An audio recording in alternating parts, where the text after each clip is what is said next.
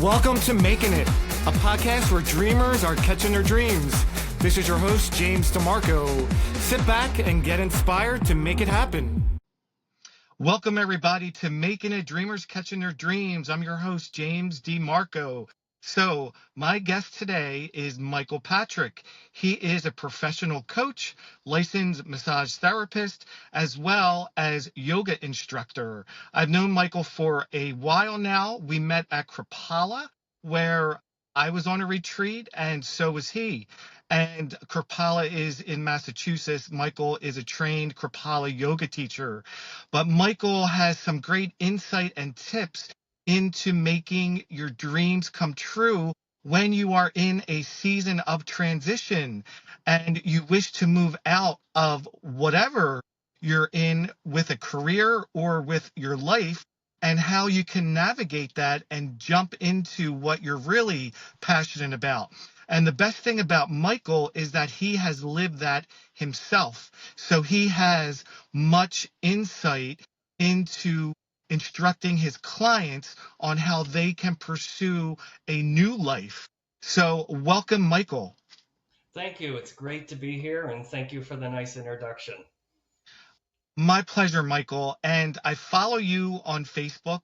I've known you, but weekly you put out amazing tips for people, and you have Sunday evenings that we could touch on later with your 10-minute, refresher for the week. But first, tell me about your history as a chemist moving into a new field and a new season in your life many years ago.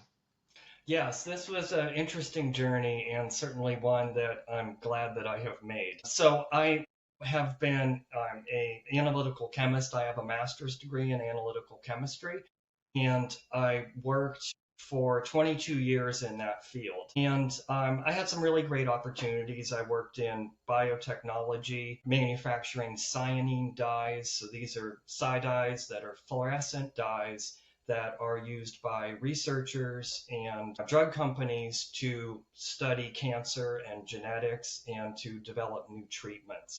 So they help to visualize things in cells that you just can't see with your eyes. So they're an aid for understanding how the systems work. So that was a really wonderful experience for me. Part of that time I got to go work over in Wales in Great Britain for 3 years as part of that. And then I worked in academic research, also doing research with fluorescent dyes. And some of that branched out into biomedical research and also cardiovascular engineering. So it was a really great experience for me in doing that. And all of the programs that I was working on, all of the projects, they all benefited people in some way. And the thing is that with science and with research, that you can have things that benefit people, but it takes a long time from the initial idea to the research, the development, and then the other aspects of it that go into really finally reaching somebody who needs that. And I wanted to have something that would give me a little quicker payoff personally, in terms of satisfaction. And that's when I became interested in massage therapy. And touch was always a natural thing for me, a way of expressing affection with, family and friends, and certainly as I got older. And it just seemed like a natural thing for me to do. So while I was working full-time as a researcher, I went and got a second degree in massage therapy and associate in science. And I originally started my first company then. It was called Massage Therapy Professionals, and it focused on taking chair massage to businesses, events, different things like that.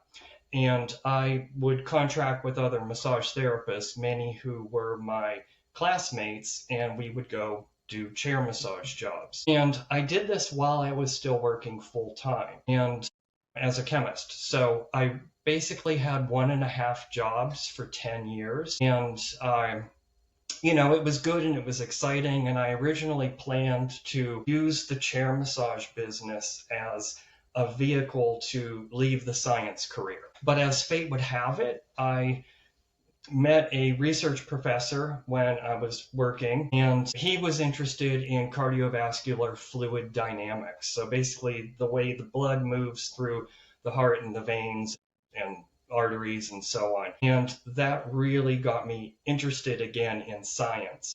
So I kind of thought, well, all right, I'm already doing this one thing with massage, and yet I still want to stay here and keep doing this research.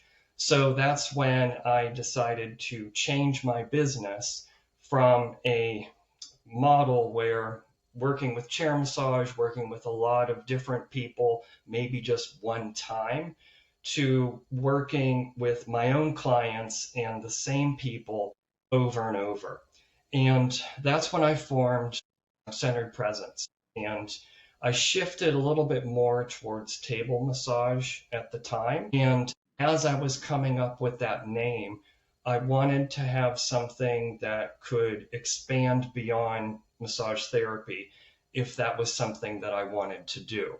And I didn't know for sure, but at the time I thought, well, let's focus on what I get out of massage therapy, which is being centered, which is being present, and being grounded. So that basically was what I had for my business name, pretty much like an intention. Like that's how I want to be, and that's how I want my clients to feel. I want them to feel centered and present. So a lot of different things happened in between, but then it got to the point where I had to shift out of research because of the way the funding and everything went at the university I was working at. And I moved into laboratory safety. And I was able to take my background as a chemist to help people's well-being, for them to be able to work safely and also to work with chemicals safely. And I did that for about 3.5 years. And then I realized that there was something that was calling me to do more. And I still had my massage clients, maybe 1 or 2 a week I would be working with. And what made things a little bit different for me is that I did exclusively on-site massage therapy. So that meant that I didn't have an office, so no overhead for me. And I would travel to where the clients were, to either their residences or their workplaces or some sort of event. And that was a way that I was able to do what I wanted to do and also to keep costs down. So when I was realizing that I wanted to do more, I got interested in coaching, and I went through a coach training program, and this was certified by the International Coach Federation. Damien Goldvarg was the leader of it. And this was also at Easton Mountain Retreat Center in upstate New York. And so I got trained to be a professional coach, and they also had a segment that focused on LGBTQ coaching concerns, mainly around sexuality and spirituality. So this was a really great thing. Part of that whole experience included me receiving professional coaching. And as I went through the professional coaching, I was trying to figure out how I would make this transition. And through the course of coaching, it dawned on me that, I was actually on my own pathway of personal growth. I would get into the body through massage therapy. And then as someone who went to yoga classes, I got more into my spirit and to my spiritual side through the practice of yoga. And that actually changed me a lot. And I realized that the life that I had around me didn't match who I was becoming inside. So that's when I also realized that coaching was helping me to make what was inside of me match to what I was creating outside of me. So it's more of an inside-out approach. And when I saw that whole pathway of get into the body through massage, grow through yoga, and then set up your life, create your life through coaching, that was it for me. It's like the light bulb went off, and I realized that what I needed to do was to totally leave my chemistry career and then focus on these things. So that's when I decided to quit my job, leave my career, and go for my Kripalu yoga training. So I basically finished my coach training and then quit 2 weeks after that, and then went into full-time self-employment. So that's miraculous, this journey that you just described. Yeah. You know, it's all tied to helping people, even in your chemistry, what you were doing in your research. It's almost like you were destined to be on this path, which I do like to tell people that whatever you're really supposed to be doing, it eventually finds you. But it seemed like it was in your DNA already. As you evolved as a person, this is how it appears to me. As you evolved as a person, those other traits to be even greater in helping people kind of evolved with you. And you just said something where your inner environment and your outer environment, who you were becoming, didn't match anymore. That's really powerful because you realize that. And I feel like a lot of people realize that, but they push it aside under the carpet. They're not always sure what it is. But your journey was different in some respects because you gradually went into the massage, the chair massage, then the yoga, and then the coaching. That doesn't always happen for everyone in that order. But I want to ask you before we dive into that, how did you feel when you just finally quit your day job after 10 years of trying to balance everything and pursuing what you knew you were meant for your new life? Well, that's a really good thing. Of course, I felt wonderful, and I also felt a little bit, okay, what have I just done? But I did something. So journal writing has been part of my experience for a long time, just to help myself bring clarity to what I'm thinking and to have things that are inside just to get them out so they're not swimming around in my head. So what I did was the very next day after I quit, of course, I had a nice, wind down, say goodbyes, all that sort of thing, wrap up that chapter. But then that first day that I had after I quit my job as a chemist, and left my career, I sat down probably for 3 hours and I just reviewed what that career and the past 22 years in it meant to me, and how did it change me, and where am I now, and where am I going, and what do I want for myself. So I basically gave myself an entire day to just pause and to reflect. And then the next day, I had a chair massage client. So it's like I got to start my full-time self-employment with doing a chair massage right after I had my day off. So it was a nice way to do it. But journaling is definitely a good way to get in touch with what's inside. Okay. And one of the most that has to do with, would you say values? To write your values down? Did that help you at all? That could, yeah. I think more important is to get into touch with your own desires. What is it that you desire? And sometimes it looks like, okay, I don't want this anymore. I know I don't want that. I know I don't want this other thing. But what do I really want? And sometimes for people, they're anticipating that they're going to have very specific answers, and they don't have specific answers at that point.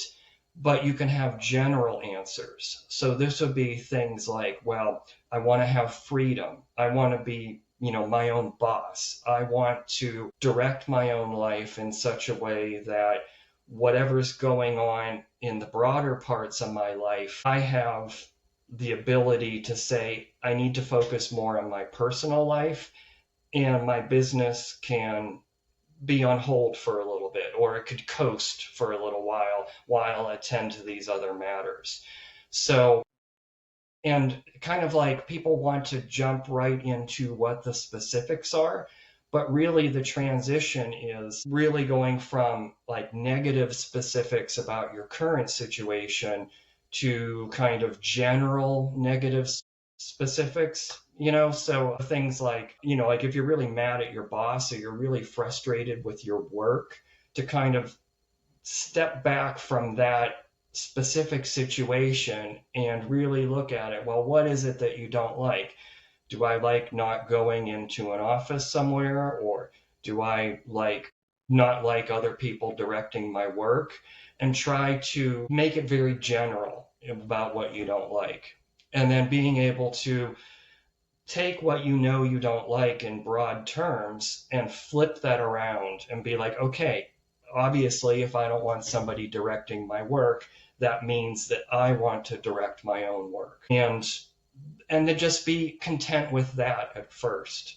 And then as you spend more time focusing on the general things that you want, or the things that you want in a broader sense, then the little details will start to fill in. And a lot of times people want to have everything mapped out right away.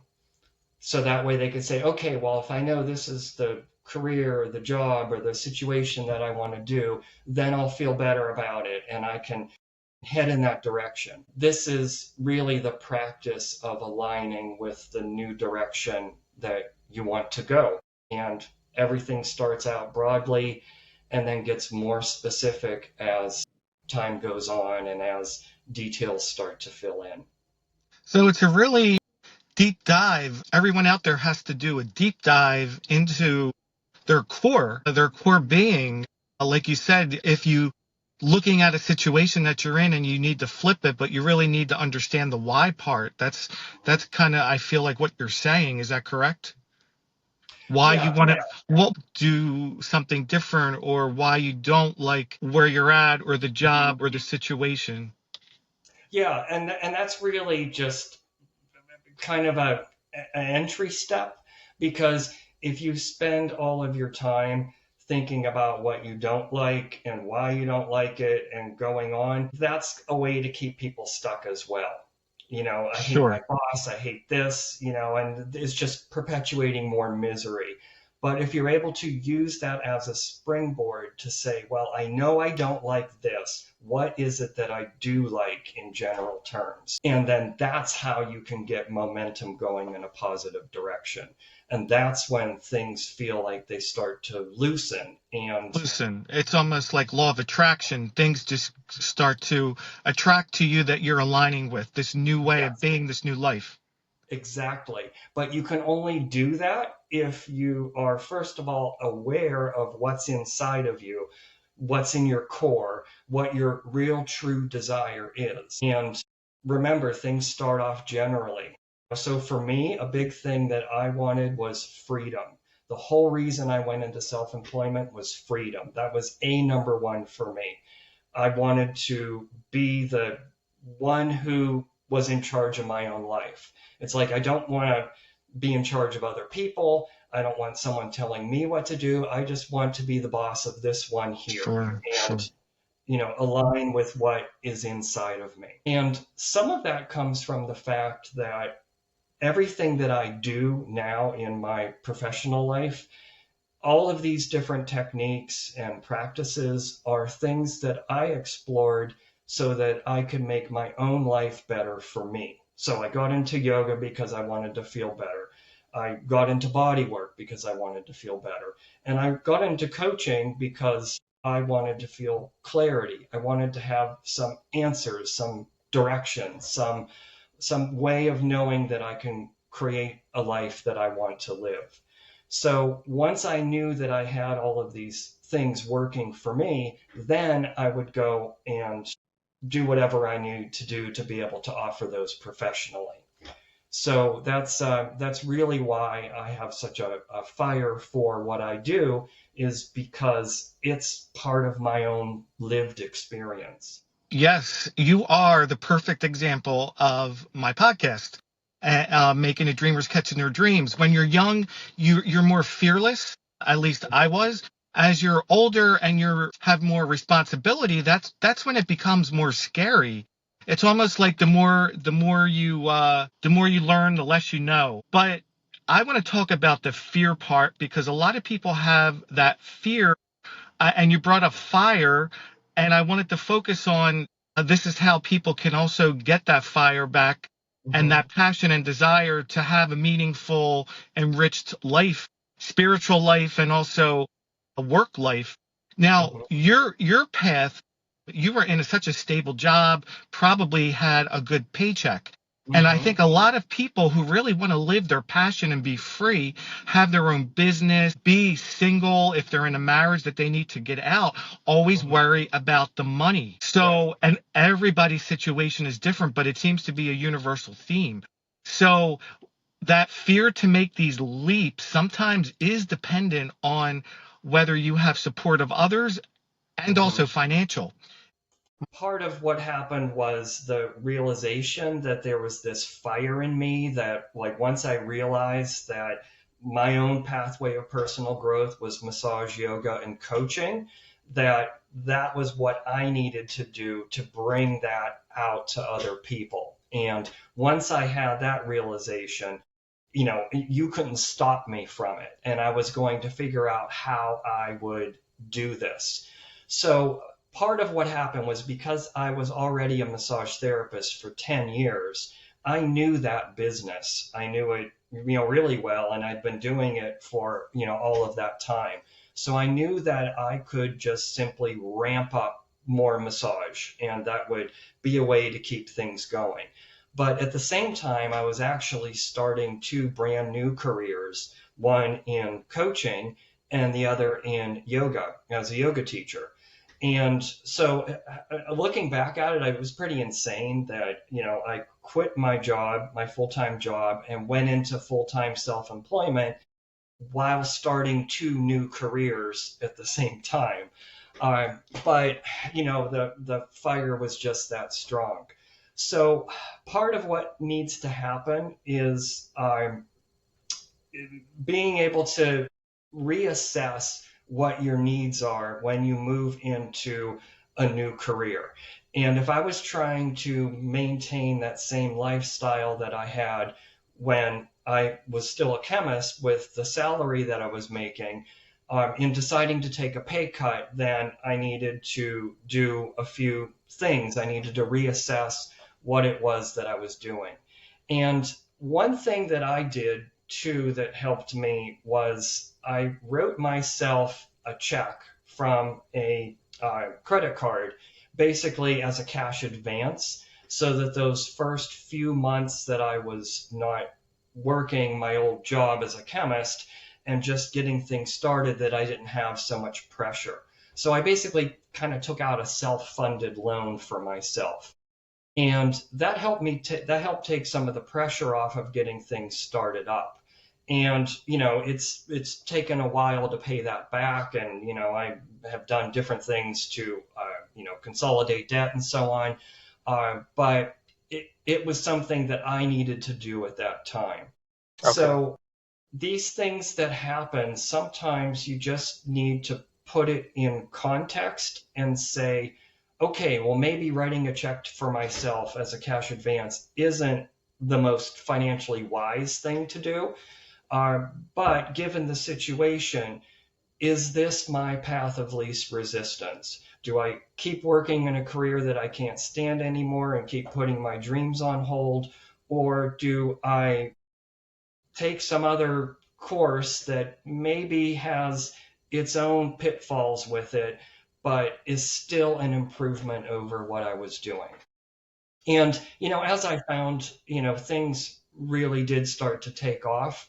And, I was really busy. And some of it is the passion of startup energy, where people want to get on board, they want to be around the enthusiasm, and having a story saying that, yeah, I left this career of 22 years, did something totally different, and now I'm working for myself.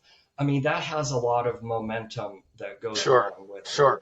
Yeah. And that's stirring that fire up and getting it going.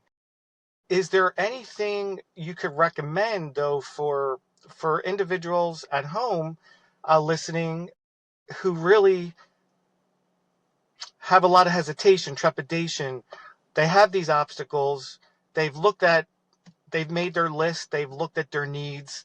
They're trying to balance it out. How can they not give up if they might not have the chance to write their own check and self-fund it through a Mhm. credit card. What could they do to keep that passion and fire and dream alive without giving up, knowing that maybe one day it will happen when the time's right? Yes, absolutely. So the thing is, it really depends on how you talk to yourself. And Wow. it could be that you say things such as, I know I want to move in this direction. Things aren't ready yet, but I can still head in this direction. I could still keep thinking about what it is that I want. I can think about how I want to feel. I can daydream about how I want to set things up. And it's almost in a way like you're starting to live that life that you haven't created yet. And in doing so, that is actually what is creating it. So it's really aligning with your dream. And you can tell very much how you feel whether you're aligning with your dream or not. So if I feel fearful or unworthy or worried or maybe even angry that this is taking so long, um, that's not moving in the direction of my dream. That's moving away from it. Okay. That's focusing more on this isn't happening instead of heading in the direction of it happening. And a lot of times we wait for the evidence before we can feel good, but really need to feel good and head in the direction of it, and then the evidence catches up with it. So, once I made that decision that I was going to quit my career in chemistry, ramp up the massage therapy, get my coach business going, and then train and become a yoga teacher, that really set me in the direction. And I felt like at that time, it was almost like I was going to burn it all down. The life that I had before, it was like I was going to burn it down with the fire of this new thing that I have. So really, you just need to give your attention to what it is that you want to create and why you want to create it. And if you are not having the details of how that's going to happen or when it's going to happen or who's going to do it or any of these other things that often get people feeling upset or getting them feeling like something's not possible because it's almost like they're getting too far ahead. When that's happening, you focus more on what you want in general terms and why you want it. So for me, it was freedom. Every Yes. time I was working a job and I wasn't feeling free, I would focus on this new thing where why do I want this? Because I want to have the freedom. I want to have Freedom. the freedom to set up my life in the way that I want to. So And you as actually, go ahead. I was just going to say, you actually sound like you were your own coach. You're advising others to be their own self-coach when they need it to train their thoughts to be in alignment with what they really want. yeah, and this actually was happening kind of organically while I was going through this period. And it's my understanding of it all now that is really making it clear for me and for others on what actually needs to happen. And some of that is just my own path because I like to know how things work. Like that's the scientist mind that I have. So I was getting coaching and these things were coming out of me. And as a result of it, the momentum was building. So later, I really started to study and understand and really just be a student of life and know for myself how these things work. So let's So, go through then the tips. You talked about that you did journaling. You were just talking about self-talk as well. yeah, What else do you advise your clients in coaching that they could do on their own? I think really meditation, yoga, those sorts of things, anything that will get you into the present moment. So, one of my favorite affirmations, I am here now. I Yes. am here now. So it's me. It's focusing on me, not what's going on in the outside world. This space that I'm in, this very place, not everything else going on in the world. And now, this moment, I'm not in the past, which I can't do anything about. And I'm not in the future where I don't have my resources. There are too many unknowns in the future. But here, now, in this moment, is where I have all of my personal power. And the thing is that the more present I am in the now, and the more aligned I am with my desires and my dreams, then that is actually what creates the future. But if I'm sitting here now and I'm all worried and upset about all these unknowns in the future that I could do nothing about now, then it's basically working against myself. Yes, So, yes. yeah. And you posted that because you had one of your Sunday night classes, and I messaged you that mantra stuck with me, and I started saying it. I am here now. I am here for myself now. It's very Yeah. soothing because we don't always, I sometimes have expectations that I want other people to be here for me, but Yes. we are the ones that have to be here for ourselves. I said that in my very first podcast. At the end of the day, you have to be your own advocate. So that really struck with me, and I continue to say it. And a lot of the self-help gurus out there have been talking about the power of now for years, but Right. I like your mantra because it goes right to the point of I am here now and I am here for myself now. Because if you can't be here for yourself, no one else can. Right, exactly. So that was actually something I had been practicing the I am here now mantra. And there was a time when I was involved in my elderly mother's care. So my mother, when she turned 90, she just started to need more help. And I was a caregiver with her. And she's 98 and a half by now, by the way. So it's been a long journey. I went in also to this whole area of caregiving and work-life balance as it relates to that. And that's a whole nother thing that a lot of people in middle age are going through with elderly parents. So this actually came out of my own practice where I would say the I am here now mantra just to get myself in there. And then realizing that as a caregiver, that there's a lot of yourself that you're giving away, a lot of myself that I was giving away. And I wanted to take some of that energy and bring it back to myself. So I started to add on to it, I am here for me.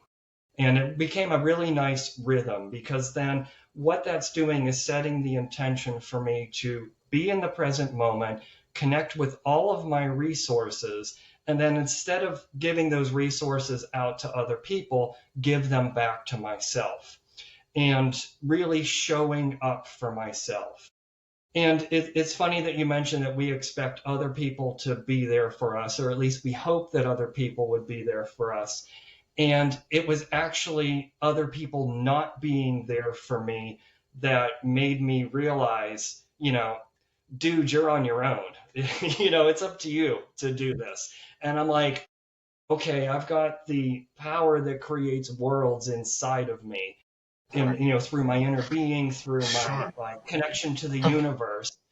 What if I turn that more towards myself? And it has a really incredible effect. So yeah, that's a mantra that I go to all the time. And you mentioned a little bit about my Sunday evening thing. It's called the well-being moment. And this is something that is very different. This I created actually during the pandemic when a lot of people were at home and they were working from home. And it was a short little thing where I did a check-in. It was on Zoom, it was live. And I would check in with people about where they were emotionally. And I use as a tool in my coaching and also in my life, the emotional guidance scale that was made by Esther and Jerry Hicks, and it's in their book, Ask and It's Given. And I love that book. yeah, I mean, a lot of what I know now has come from my study of That helped yoga. me achieve my dreams early on. Yeah, absolutely. So we do a brief check-in where they are in the general emotional scale, how they're feeling in their body. And then on the spot, I put together a short little session that may draw from breathing techniques, gentle movement, uh, uplifting processes like appreciation and different things right there on the spot. And the idea is that if people are able to practice different techniques when they're feeling a certain way, that when they're feeling that way, they have something that they can already draw on and they can soothe themselves.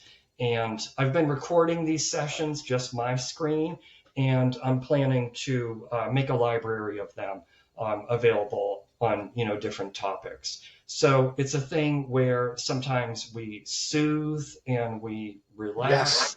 Other times we move and energize. It just depends on where you are. And all of this has moved and evolved into well-being sessions, which is really what my focus is now. Massage, yoga, coaching, those are all parts of well-being, but I've created this thing that draws on breathing techniques, movement, guided relaxation, and really processes that help to uplift. And I've applied these well-being sessions to all sorts of things like caregivers. So caregivers often feel neglected themselves. So this is a way for them to bring their attention back to themselves and really connect with the whole of who they are so that they have something to give to somebody else. And I've also worked with people in recovery, like physical recovery from surgery. So I had a guy who had open heart surgery. And of course, he had his medical team that, did all the electrocardio stuff and physical therapy and all of that. But he found this really helpful to do these weekly sessions with me for just a short time, because the way that he said it is that after he had his chest cut open for the open heart surgery, that he said he felt like he forgot how to breathe. So we would check in, every week we would check in. How was he doing physically? How was he doing emotionally? And then we would just do whatever was appropriate for where he was to just reconnect with his ability to breathe. So that was about a year that I worked with him every week. And, these are short sessions and they are tailor-made to the person who's doing them. So this is a way that actually brings together all of what I do. Instead of massage, I'm doing it more like self-massage, where I teach people how they can soothe themselves. Soothe themselves. That's so important. Yeah, You have a large toolbox. You have a large toolbox to share with others. Yes, absolutely. Thank you. Now, your sessions that you do, the well-being individuals could sign up with a link you post on Facebook. And as far as in person or Zoom for private sessions, how would they reach you as well? They would just go through my website, centeredpresence.com. Okay, centeredpresence.com. Centeredpresence.com. I have an events page, and then also there's, a contact page. And, I find it's really helpful to have, a phone conversation just to talk about things. In terms of yoga, I do online yoga, virtual yoga, and I work with people locally. I'll go to their house, and I work a lot with people who want to have a specialized yoga experience. So first of all, Kripalu Yoga is slow-paced, it's gentle, and it focuses on personal growth and transformation through the practice of yoga. And I love to work with beginners, older people, somebody who just can't go down the street to their yoga class and feel like it would be something that they can access. So I work a lot with beginners. I work a lot, like I had a guy who had a problem with his back, and you can adapt yoga in so many different ways. And the nature of Kripalu Yoga is such that you focus on being safe, you focus on taking personal responsibility for yourself, and also observing yourself without judgment. So maybe, there's a physical limitation that somebody has, and we modify the poses, we use props, and it basically meets them where they are. And You got me hooked on Kripalu Yoga yeah, when we it's when we met there. If I was going to be a yoga teacher, that's what I would teach, because I took yeah. classes when I was there. It was amazing, and it was spiritual, and it was transformative. And I think a lot of people are unsure of yoga, but that could be something in everyone's toolbox, because it does help you practice mind discipline, as well as being in touch with your physical awareness of your body. And magic can happen, I think, from that. So Absolutely. And even just kind of in a practical term, if I'm focusing on where my hands are going and what I'm doing, at that time, I'm not thinking about my other problems in life. So I get a little bit of reprieve from taking my mind off of the problems and occupying myself in a physical present way. And, one of the things that I go into a lot is that one of the best and easiest ways to become more present is to be more aware of the sensations that are in your body. So like right now, you can just feel your feet against the floor, you can wiggle your toes, and you can imagine that footprint. And you might even be able to feel some heat coming out of your feet that's being reflected back from the floor. And it's those things that are happening in real time. Like you are breathing now, you are feeling now, yes, you are experiencing sensations now.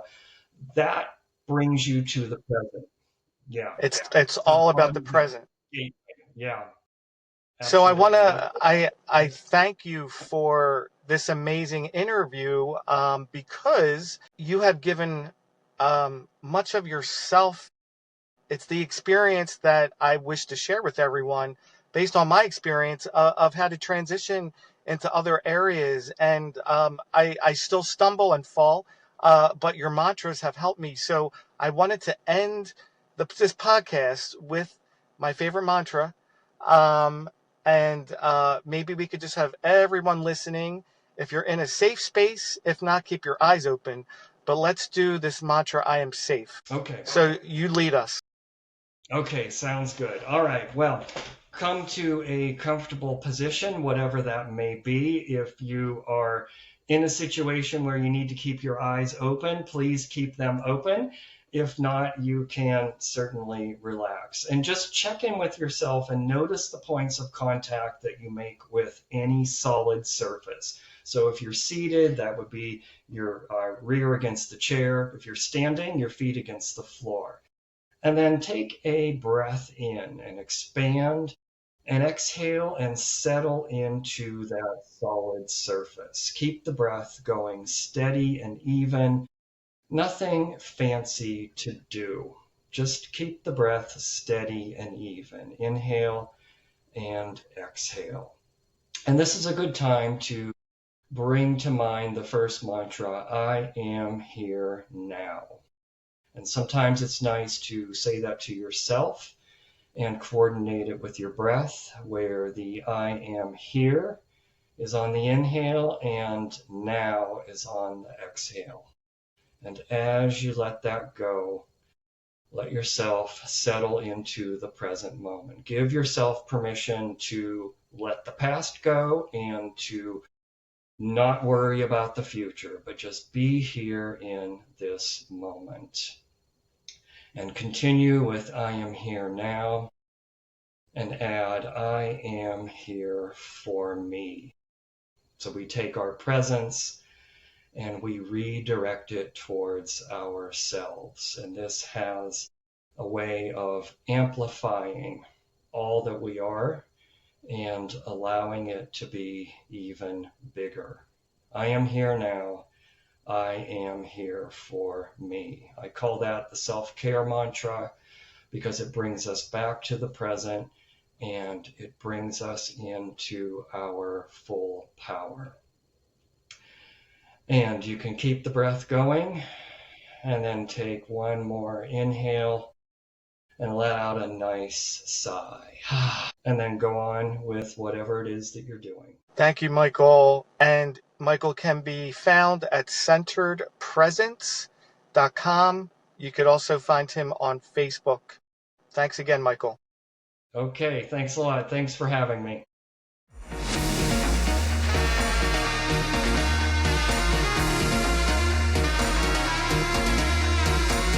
Thanks for joining me on this episode of Making It. I'm your host, James DeMarco.